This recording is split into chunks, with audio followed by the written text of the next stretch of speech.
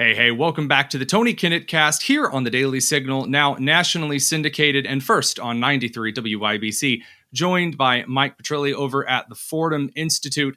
A lot of deep diving studies that they are able to bring forward out of education and analyses on those subjects. A really crucial study just finished, just out on the 21st of August. Mike, give us kind of a breakdown of this study and maybe why this kind of a study is such a big question in education and all.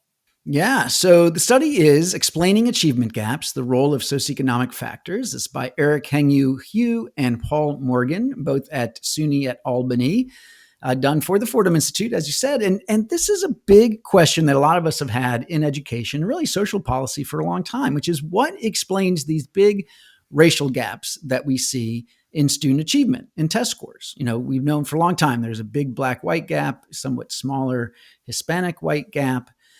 And I think there's been some of us who have said, look, it's not really about race. It's really about socioeconomic factors, right? That basically we know that tragically, Black students in this country are much more likely to grow up with deep disadvantages than white students. And that's why they score lower on these tests. It's not what the white supremacist crowd would say is because of some genetic influence, or the critical race theory crowd would say that it's all about, racism and bias. It's really about poverty. It's about different socioeconomic factors. What this study is able to do is use this incredible data source from a federal study called the Early Childhood Longitudinal Study. They could track kids over time using things like test scores, but they also had parent surveys and teacher surveys and principal surveys. They know so much about these kids. And so you could control for all kinds of things that you often can't control for, such as family structure, such as the actual income that families have, rather than some vague notion of, are they eligible for free lunch or not? Instead, are they in the first decile or the ninth decile of income? Some things about what parents say about their parenting practices. We know a lot about these kids. And by controlling for lots of these factors, we can figure out how much of these racial gaps really are about race versus other things. So the key reason this is such an important question, something that we really need to address as quickly as possible, is because for the last 30 years especially, there have been these broad sweep statements through the soft sciences, psychology, sociology, anthropology, that have suggested that human behavior is more dictated by these genetic markers, either on, again, like you said, with the white supremacist side back in the 30s, 40s, and the early 50s in, for example, South Africa with eugenics and other crazy, inane science manipulation technobabble. And then over on the far left that you saw through the 90s into the aughts, that there are these systemic disparities that are all so ingrained in you can't do anything about. And making those kind of observations became policy. And it became policy in the 20th century. And now it is becoming policy again here in the 21st century. And so instead of saying, well, I automatically disagree with this, it's wrong. Well, how do you know it's wrong? Well, because I disagree with it. That's how I know that it's wrong. The Fordham Institute actually looked at the data. And specifically here, parent background, family finances, household structure, household opportunity factors, which I might, get into the boxing ring with you about a little bit on, kind of a qualitative research to measure quantitative data. But these are basically, you're taking a lot of ancillary factors and primary factors in a kid's life, other than just their skin color. And you're saying, are there any greater common denominators here? Are there anything that we can say makes a bigger impact on a kid and their education, whether they'll succeed, whether they may have a greater need for remediation or for additional resources? So that explanation out of the side, actually wanting to solve a problem, the goal being to remove disparities, period, to close those gaps of any kind. What were the main things that the study found? I mean, did it end up, kind of confirming some thoughts that you had going into it, or, frame it up for me? Yeah, so it did. And I should say that in many ways, it's similar to a study that Roland Fryer and Steve Levitt, these two rock star economists, did 20 years ago, where they were able to explain the entire black-white gap by controlling for a number of factors, socioeconomic factors, but also some health-oriented things like, were you born to a teenage mother? what was the baby's birth weight, so an indication of prenatal health. And if you control for all those things, you can make the racial achievement gap go away. We didn't do all of the healthcare ones in this one, but what we do show is that socioeconomic factors explain a huge amount of these gaps. But there are some interesting differences between the black-white gap and the Hispanic-white gap that I think can start to give us some clues. So, for example, the black-white gap is explained to much larger degree. Let me back up here a little bit. If you look at the black-white gap versus the Hispanic-white gap, first of all, the black-white gap is bigger, and tragically, it continues to grow as students make their way through school. Whereas with the white and Hispanic gap, the Hispanic students actually start to make up ground as they make their way through school. So how do you interpret that? Well, I mean, one way to say it is that our schools are doing a better job serving Hispanic kids than they are serving Black students. And this was the same finding as 20 years ago. The other big thing is to say, are schools to blame for these gaps? And I think it's what you can say is, look, it is true that we see huge achievement gaps even by age 5. And so you can't blame the public schools for that.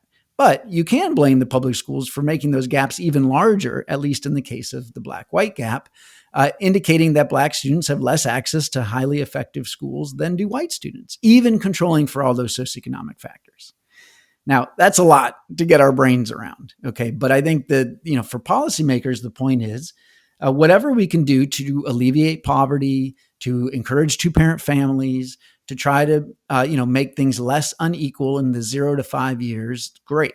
But we still got to work on things like education reform, because it is still the case that even once Black students get to elementary school, we're still not doing a good enough job serving them because they're losing ground compared to their peers. And that was the case 20 years ago as well. I'm gonna break down at least what I'm gathering from this into kind of a meme, and it's it's not a niche meme, but maybe it's more of a late millennial Gen Z meme. So we'll throw it up on the screen. There is a picture of like an IQ dispersion graph, and so it has a large number of people on the low IQ side, and then it dips into the middle, and then it comes out the other side, and it's basically the same amount of really high IQ people reach the same conclusion as the really low IQ people. And then in the middle, there's the group that really doesn't get it. So there's like the very oversimplified answer is just as good in this particular case as the really high IQ after all of the study kind of answer. I think that applies here because kind of the old Southern grandma from Sunday school approach would listen to what you just said, talking about the gaps that were at hand and say, it's about culture. And it's about assimilative culture. This is why the Hispanic student gap is closed, is that there are maybe not that schools and large are getting better at serving Hispanic students as the student grows older. I would say there probably isn't as much data for that, as much as it's as students assimilate into the culture of their peers, that theoretically, especially given the huge cross-cultural connections between Hispanic students and American Midwestern, American Northeastern students, that's an easier gap kind of to close, you might say, because it's a cultural remediation. So if that's the case, then how do you start bringing policy forward if this really is the common sense answer that we saw in a lot of ways, not in every way? Then how do we actually start promoting a good cultural assimilative point? Not everyone needs to come over to my culture, but how do we create a unifying point of common cultural assimilation that benefits students into a productive learning environment? Because that is the answer. Well, let me push back a little bit, Tony, in that, I was curious about some of the cultural piece. And there are a couple of factors in here, and you can dig into the study about parenting practices. And there are some differences by race. It turns out, though, they don't seem to make a big difference in explaining the gap. Now, what does explain a pretty big chunk is family structure. And it is certainly the case that a much larger number of Hispanic students are growing up in two-parent families than are Black students. And so Hispanic families look a lot more like white families than do Black families, right? And of course, Asian families are even more likely to be two-parent families. So that's one. And you could call that. But as a pin there, and I think this is important, at that point, if Hispanic families, Asian families, Jewish heritage families, Italian heritage families, et cetera, you go on down the line, if at that point the common cultural norm is two-parent families, then it's not they're like white families. When I say culture, I don't mean white culture, Black culture, Hispanic culture, because that's silly. I mean, the difference between Guatemalan and Nicaraguan culture is as different as night and day.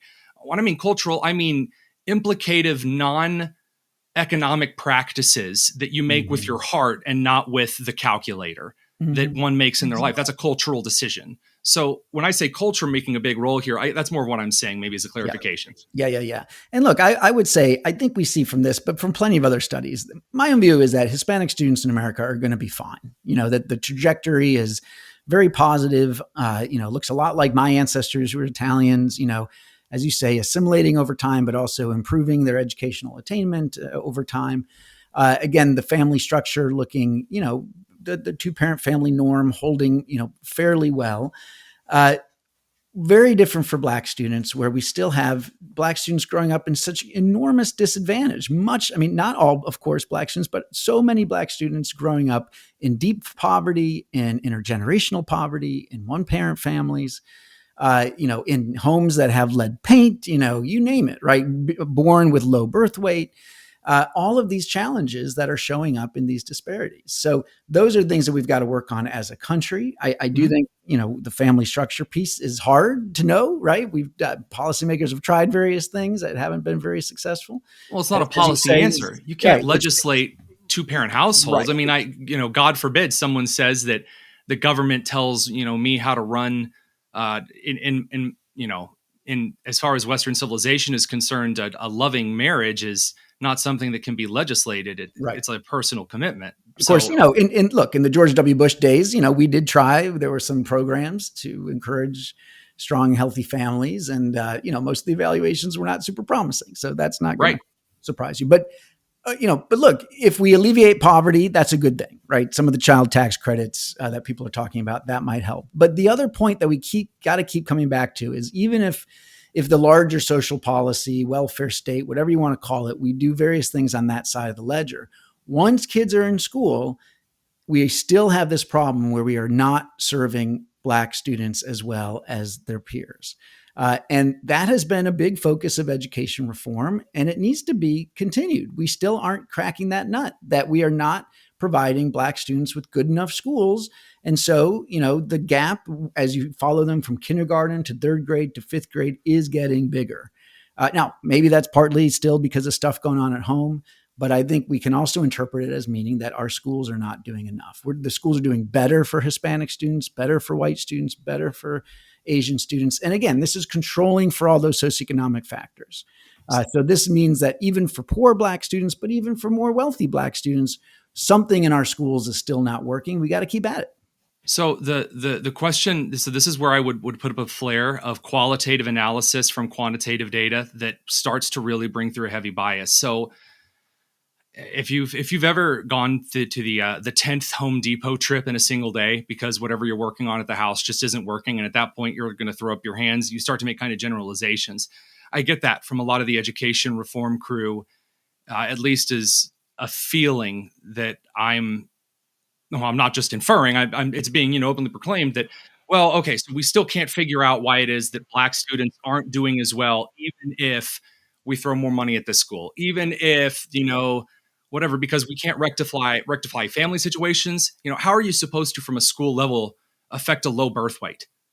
I don't know. We used to have these discussions in the 60s and 70s in Appalachia. There is no governmental applicative response on a policy level that can remedy some of these things, even through a school system. So where I think I might push back is, you say, well, schools aren't serving Black students. I would say, well, now you've defined a need that how is a school supposed to serve a Black student in a way that the Black student is currently not being served? Because the data is different from Northeast to the American classical Black South, or to the St. Louis inner city community being vastly different from the Indianapolis inner cities community. So I'm throwing a little bit of caution on the, when you go to remedy the needs of gaps, are we not back to generalizing again? Mm-hmm. Yeah, no, it's a good caution, Tony, for sure. Now, going well beyond the study, right? We do know that we can find lots of schools that are getting great results for Black students. Most of those schools that are getting the best results are charter schools, in various places, the KIPS and the IDEAs of the world, Success Academies and others. Hmm. And they have some common things that, Roland Fryer, by the way, has studied this as well, right? Yep. High expectations is at the center of it. High expectations for student behavior, student work, student effort, and for achievement, right? A belief among the educators that these kids can learn a high quality curriculum. I mean, some of this is nuts and bolts stuff, right? And it's not hopeless. I mean, there are places that No, are doing it's this, as but I think what it shows is that for every KIPP school that we got to have out there that's getting great results for Black students, we have 9 other, traditional public schools, but also probably some charter schools and some private schools that are just not getting the job done. So I would parse a little bit further into this and say that it's, we talk about what the schools are doing. And in this specific instance, you talk about a moral self-confidence level in a lot of Black students who may or may not have ever been told a series of very important things for a kid to be encouraged and held to account to. Participating in the hero's journey with the wizened old man that takes them under their wing and really brings them up through the classic story of the trades. It's a very big part of the Abrahamic journey.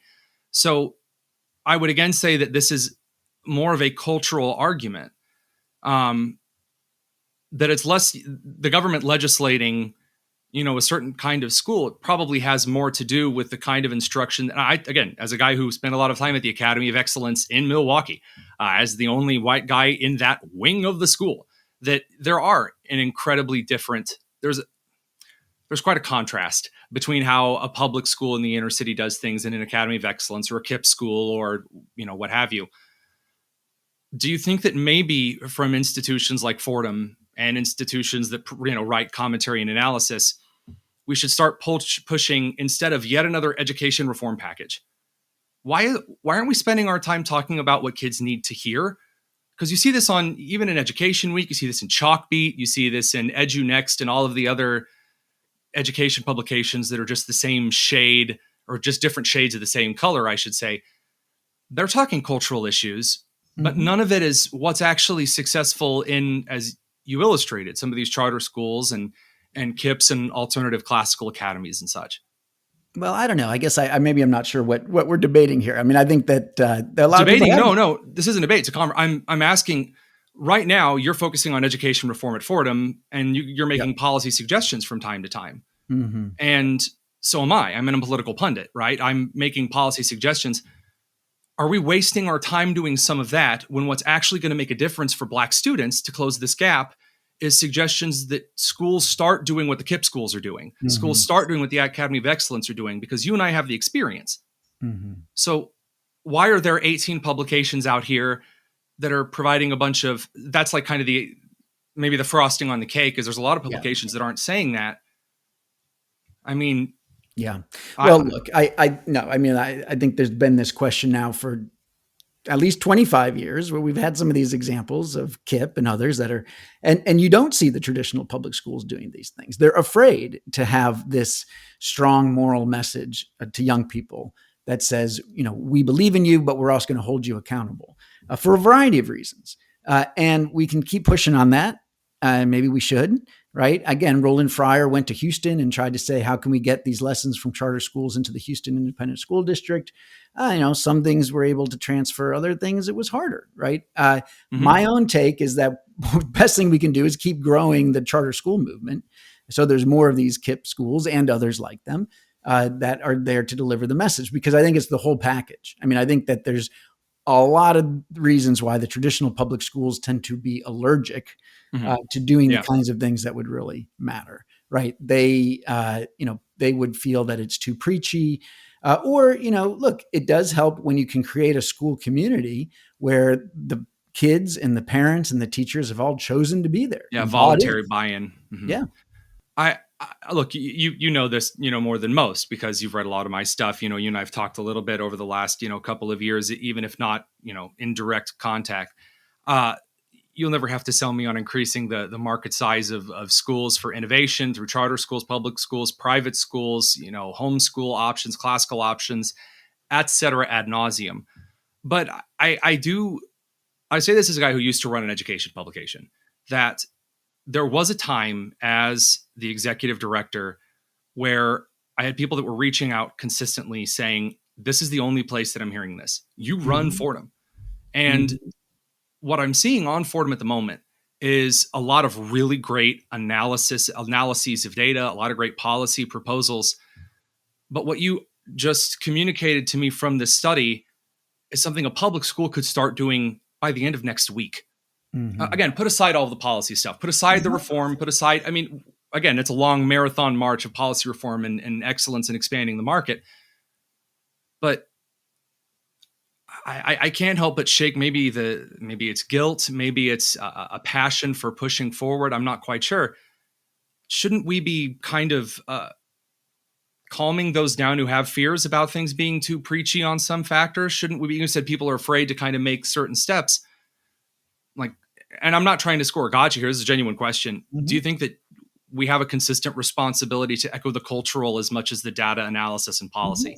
Yeah, no, sure. And it's, look, I think there's also this question of, are we trying to focus on practice on inside the classroom versus some of these big policy things? We're lucky at Fordham. We've got some great writers like Dan Buck and Robert Medicio, Meredith Coffey, and some others who, are either in the classroom now or are not so far removed from the classroom and do a great job writing for educators about what it means to put some of these ideas into practice. Others of us, myself included, who come to it more as, from the policy wonk crowd and are probably a little bit nervous about trying to, pretend that we know what it's like to teach in the reality of a classroom. And so we stay in our lane, focus on things like policy. But I think all of that is important. I mean, in a study like this, I think what it is trying to get at is teasing out, how do we actually address these problems? And look, for example, do we need to have approaches that are very focused on race, right? Or can we do things that are focused on trying to address socioeconomic factors that are colorblind, so to speak, and that would help everybody? I think this study, for the most part, says, look, if you have things that are race neutral, but focus on trying to alleviate poverty, for the most part, those are the things that are going to matter, in terms of getting kids ready for school and then success. But there might be something going on, at least in this study, from kindergarten through fifth grade for Black students, that we got to figure out that, something's not working in the school specifically for that group of kids. And so in that case, there might be something unique that we've got to do. Mike Petrilli, guy over Fordham Institute. Excellent. If you're not reading their stuff over there and you're in education, you should be. If you're not in education, check out some of their stuff anyway. You can always X out of the tab. We'll be back in just a second. Mike, thank you very much for coming on, as always. This is the Tony Kinnett Cast here on the Daily Signal, nationally syndicated and first on 93 WIBC.